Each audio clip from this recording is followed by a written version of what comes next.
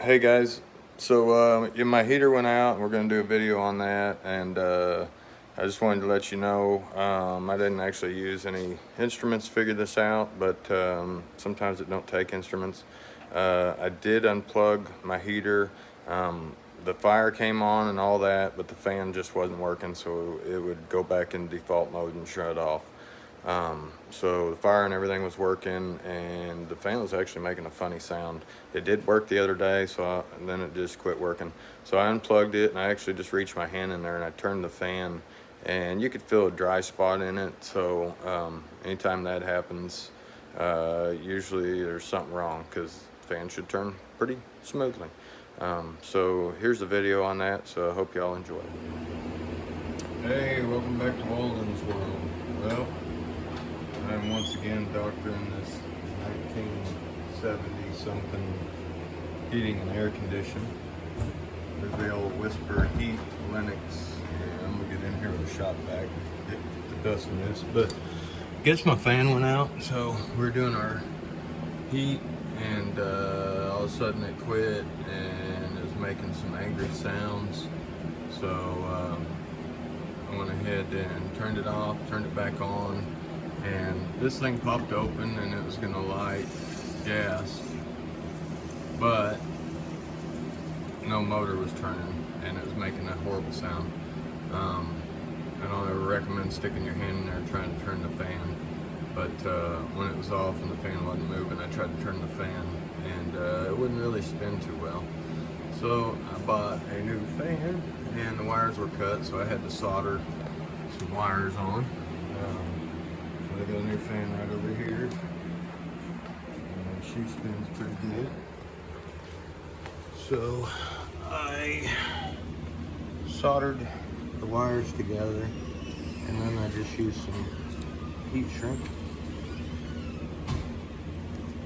put over the top, and actually I just used my heat gun and edge up here, and it will shrink that up pretty good, just like that.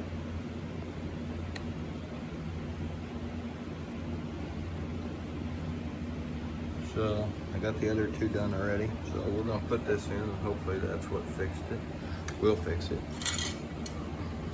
Plug my heat gun. Finally got my floors done. I took my fan, I took it to the pressure washer, car wash.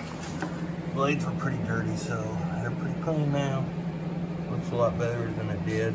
There's a set screw in there that goes on your shaft, so you need to mount your motor and then set your set screw. So let's start putting it together. Alright, so I put down some cardboard, so I have to tear up my new tile. I just kind of put this motor in, shoved the shaft through. The fan's not actually connected to the motor yet, other than the shaft running through it. Went ahead and did this. Now this fan will be hanging, this will be the top. So I'm personally going to run my wires loop down. So let's say your condensation trap happened, started leaking or whatever. If any of this got wet, water would come down and drip off here, and it wouldn't go directly in the motor. So if I had spun it like that and this got any kind of water or anything happen for any reason whatsoever, water won't go into your motor and you won't have electric short and possibly cause problems. So that's what I'm doing. There's my ground wire there. All right, so got the capacitor hooked up.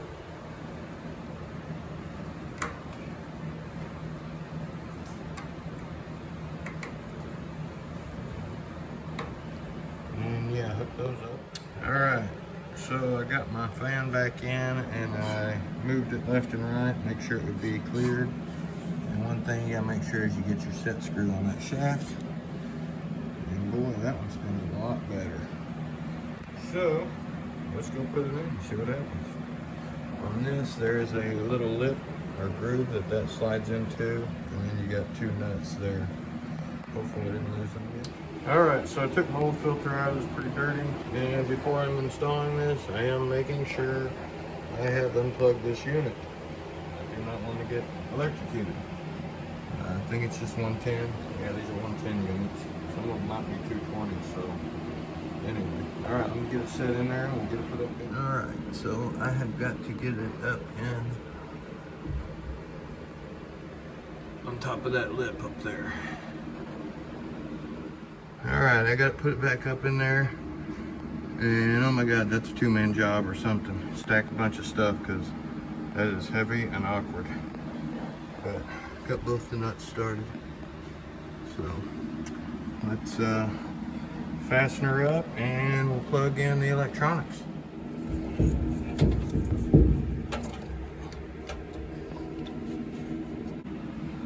Plugged in, all right. Put the bottom cover back in, or it will not work without doing that safety switch. Get the bottom piece in.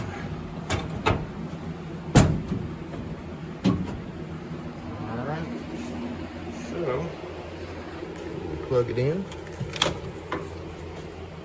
I'm gonna shop back this stuff here in a minute. Pretty nasty. Let's go over and see if it works. Turn it on heat. Bump her up about 90. Alright, so we got heat again. And something I did, drop down my filter on the outside.